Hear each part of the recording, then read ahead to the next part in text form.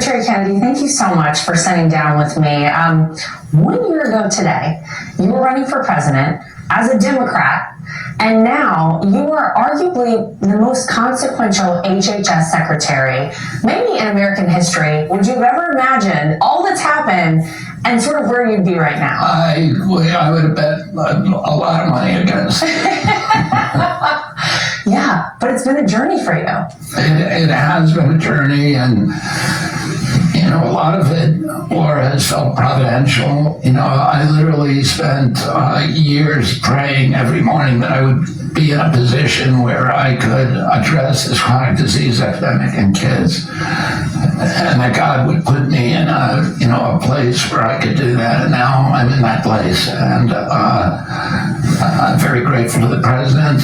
He's allowed me to populate this agency with extraordinary scientists. You can't have real science if you don't have integrity, if you don't have a free flow of information, and that we can share knowledge with each other and debate that knowledge. And they are all against this regime of control, of centralized control, and of information, of censorship, of using this agency to manipulate the truth in order to achieve an outcome of compliance among Americans. There's all kind of biases, and we need to have a system in place that will account for those biases and that will produce the best gold standard science for Americans and evidence-based medicine. Well, and we're hopeful that that's exactly what the next 4 years brings us here at HHS. Where did this passion for nutrition, for health, for fitness come from in you? Because, to be able to make the change necessary, it really does have to be a passion, I think.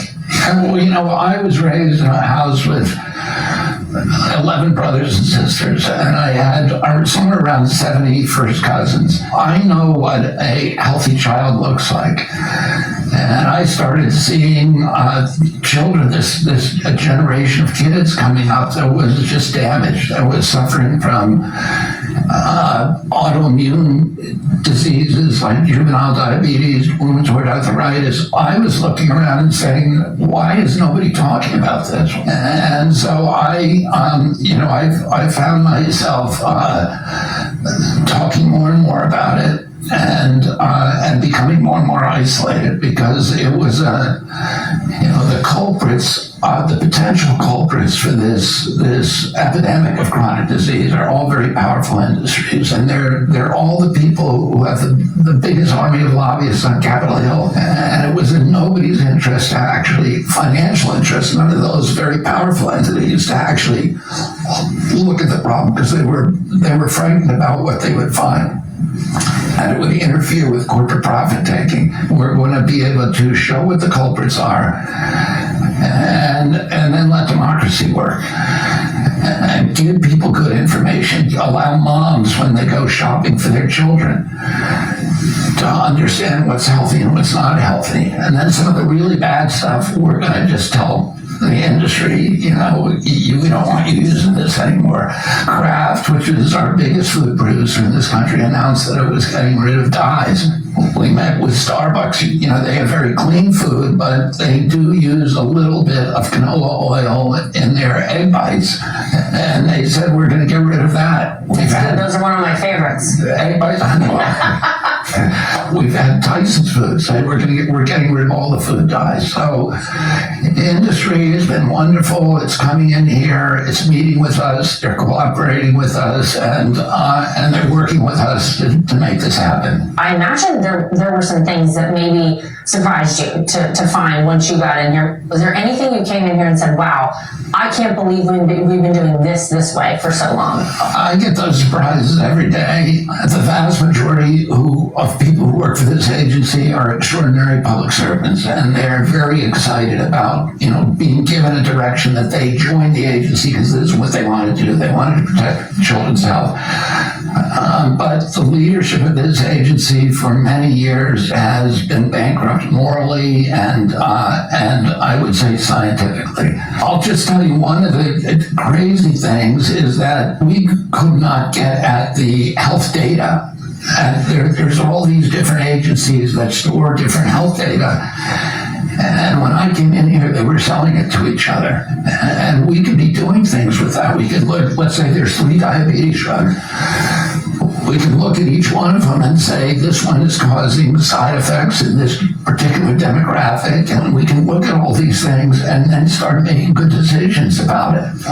And that is what we're doing right now. We're revolutionizing this agency. We're bringing in AI. We've had a flood of extraordinary leaders from Silicon Valley. Some of them have literally walked away from billion-dollar businesses to come and work in humble jobs here to improve the delivery of healthcare, to improve the integrity of and the credibility of our science, to give individual Americans control over their health. Whether it's the food supply, whether it's vaccines, a lot of these spaces have felt like for so long we're not supposed to talk about them, we're not supposed to address them.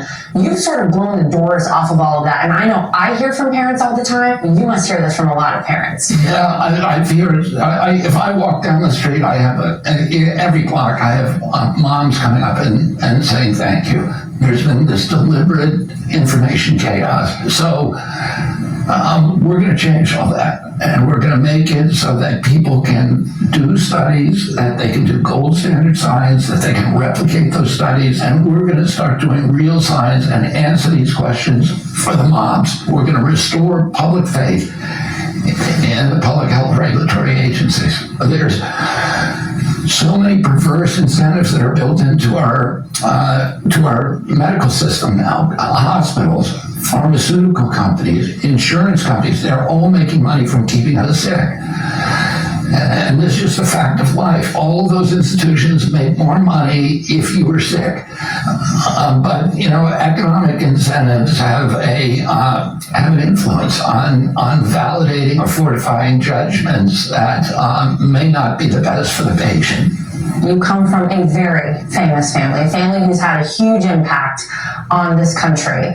So as Secretary of HHS, what do you want your impact to be on America? My uncle used to say, that you could not ever find peace if you could not put yourself into the shoes of your adversary. And I think that's what President Trump tries to do. And, I respect him enormously for that. I'm